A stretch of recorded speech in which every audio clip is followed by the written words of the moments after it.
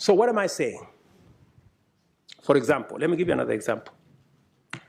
We have been to US Africa. We have been to some other engagement with other countries. Now we have been invited for Russia-Africa Summit. We have made a decision, very respectfully as heads of state in Africa, that any engagement with other partners must be an engagement of equals. And for it to be meaningful, if we are going to meet the president of a country, we have organized ourselves that the Troika is going to represent Africa. The chair, the current chair, the past chair, the chair that is coming, and the heads of our regional economic commissions, about 6, 7 people. But what happens? Continuously, when others want to engage with us, they don't want to deal with the Troika. They want to invite 50 heads of state. So we go to a meeting, just explain to me what kind of outcome you expect where 50 heads of state are sitting. Everybody is asked for speak to 1.5 minutes. You speak to for 1.5 minutes. What kind of engagement are you going to get? You're going to get nothing, right? The best that you get is photographs.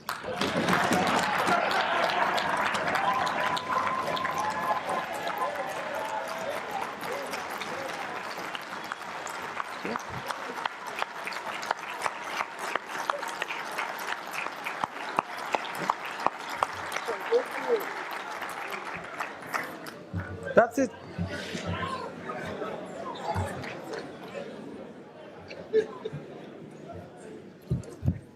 Precisely. You get these photographs, they normally line us up somewhere, you know, crowd of 50 heads of state, you know, and that's all we come home with, you know, because there isn't time to engage any serious country that wants to engage with Africa, yeah, must respect first our architecture. If we have said we are going to be represented by the Troika, why are you inviting 50 people unless you want to sabotage the whole discussion?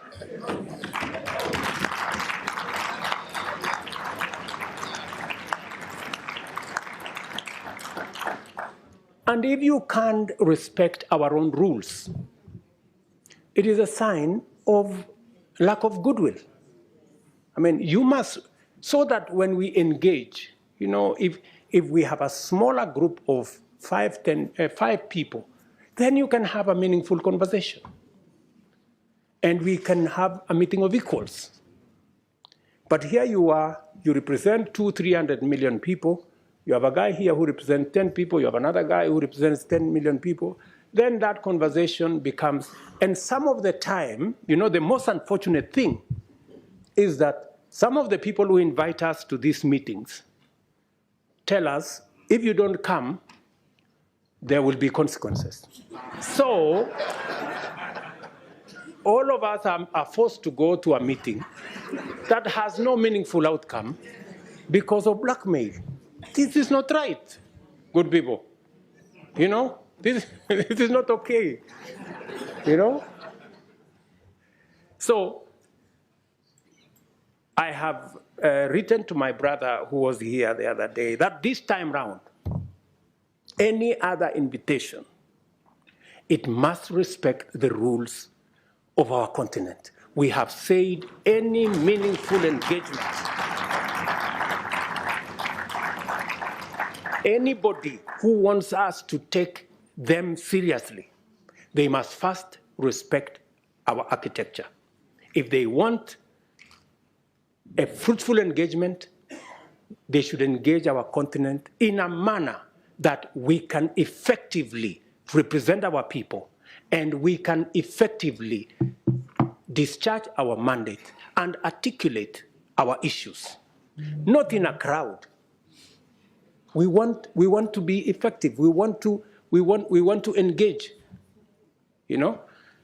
So if you are one head of state and you want to engage all these people, surely, are you sincere, you know, in engaging in a crowd?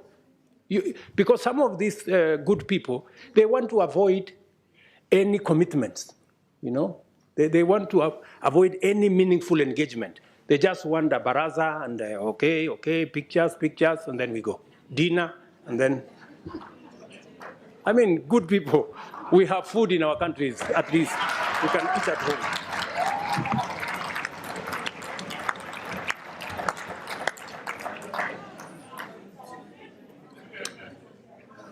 The Africa Union reform agenda must therefore become a priority this session. And you must, members of parliament, you must interrogate and conduct the process to ensure that structurally the roles of the Bureau, Summit, committees, regional caucuses, Secretariat, and Commission are rationalized to give Africa a fit-for-purpose continental governing body worth its name.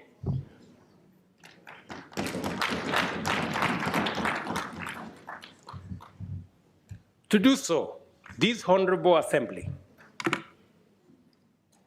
must urgently review the funding arrangements to ensure that Africa Union budgets are financed primarily by members and secondarily by external partners. In turn, this will require a mechanism where Africa Union member states are up to date with their contributions with regard to all our commitments. As matters stand, our most core mandates depend on the goodwill of development partners. Just imagine, including critical peace and security matters, that our own peace and security fund is funded by development partners more than is funded by us as heads of state and countries. Good people, this needs to change. Africa solutions must look like solutions. And in principle, they ought to emanate from us. How do we say we are providing African solutions if it is funded by development partners? It's a fallacy. It means we have no capacity to provide Africa solutions if it is being funded by others. A case in point, we have a situation in Sudan. The generals in Sudan are bombing everything. They are bombing roads, they are bombing bridges, they are bombing hospitals, they are destroying airports, using military hardware bought by African money. Just imagine. We need to tell those generals to stop the nonsense. Yeah.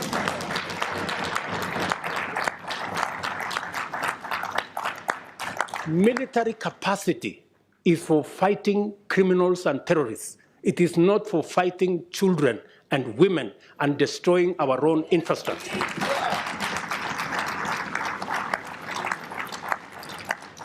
But as it is, we have no capacity to stop this nonsense in our own continent because our own peace and security fund is funded by others. We have a problem. But I'm telling you, we are going to correct this problem. It is us to do it.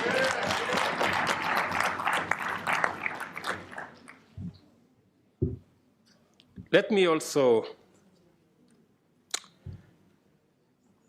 tell you that I think we're going to have a new, and we need your help. You know, we need your support. You must take up your role. You know, you must take up your role and make sure that our executive, the people running the Africa Union, are held to account.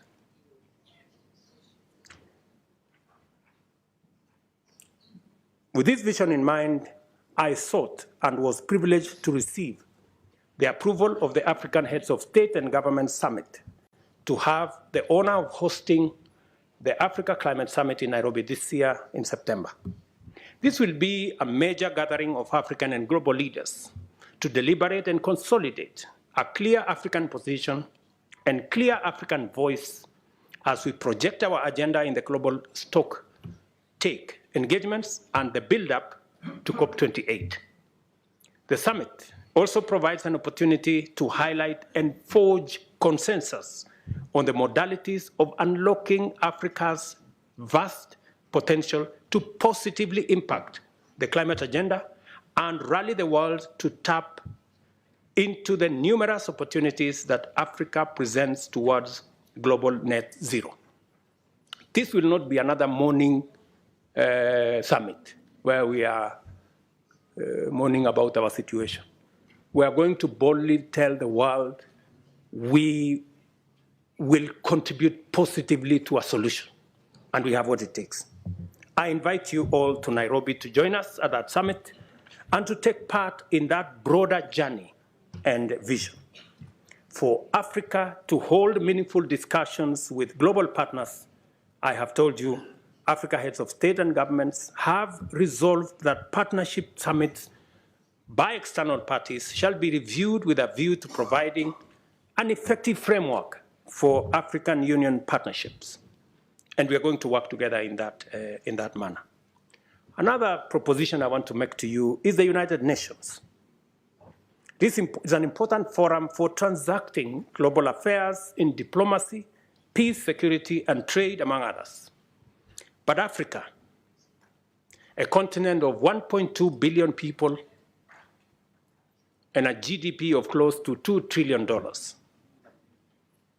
finds itself disadvantaged by the current configuration of the UN Security Council, a configuration that was established 80 years ago, before the Second World War. But the world has since changed tremendously, we all know.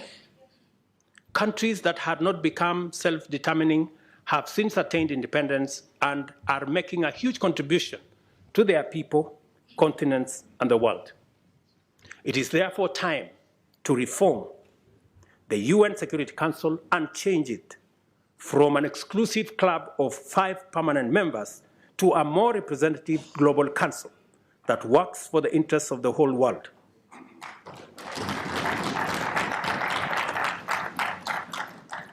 We have said Africa must have, at the minimum, 2 permanent seats at the Security Council. And by the way, we are being very modest. Yeah, we are being very modest because we are understanding. We must therefore work together to make our continent prosperous, for that is what it deserves, and our people now and generations to come, and improve our relations with global business and global investments. One final thing that I know many of you have talked about Paris. Yes, we will be going to Paris because we want to occupy every space. We are going to be consistent. We are going to be coherent. We are going to be audible until there is no place to hide.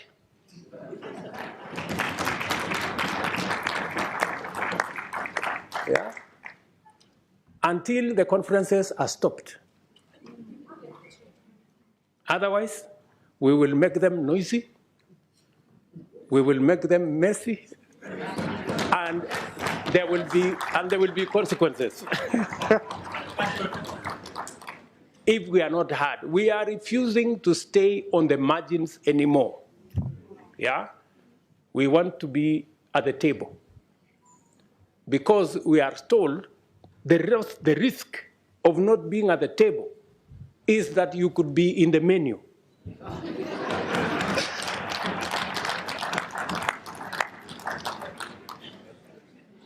Do you understand? So we are going to occupy every space. And we have been gentlemen for far too long. We are now going to appropriate our place because we have a contribution to make. Ladies and gentlemen, Thank you very much for listening to me. I don't take it for granted. And God bless you.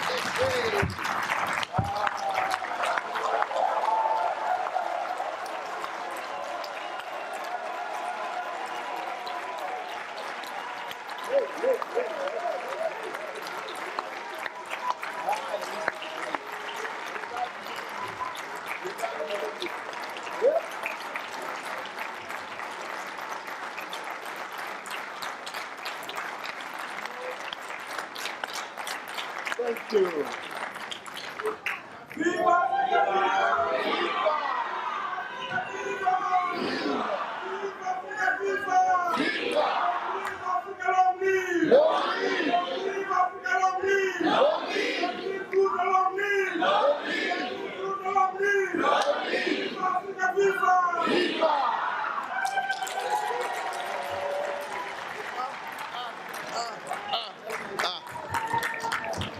What do we want?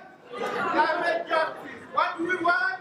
Direct justice. What do we want? Direct justice. What do we want? Direct justice. When do we want it? Now. When do we want it? Now. When do we want it? Now. Thank you.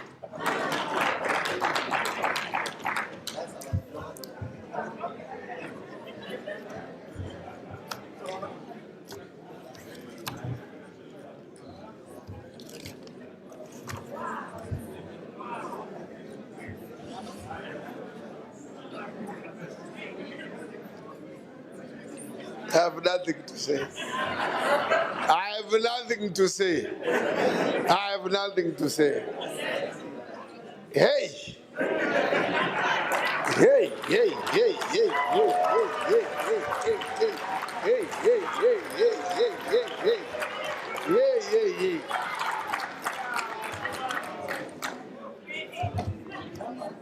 hey. Your Excellency.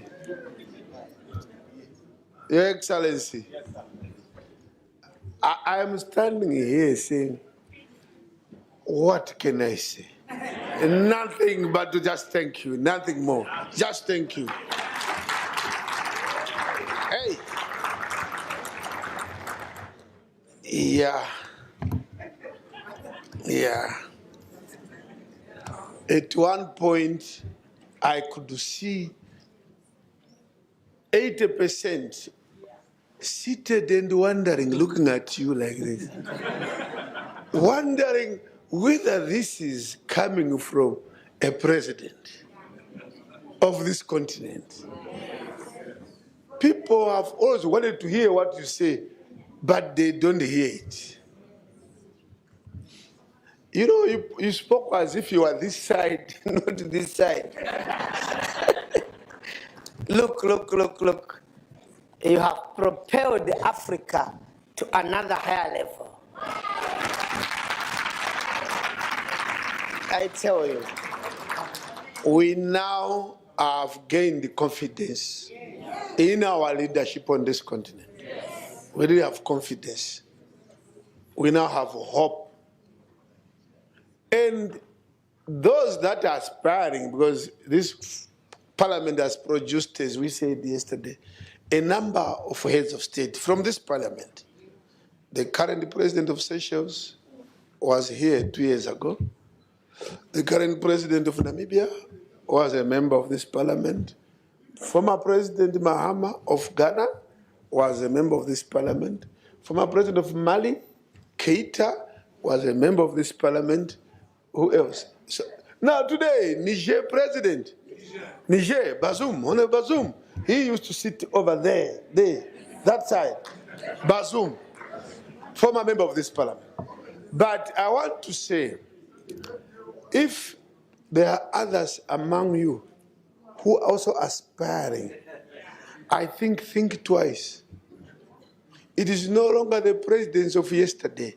Things have changed. Look, we now want this caliber.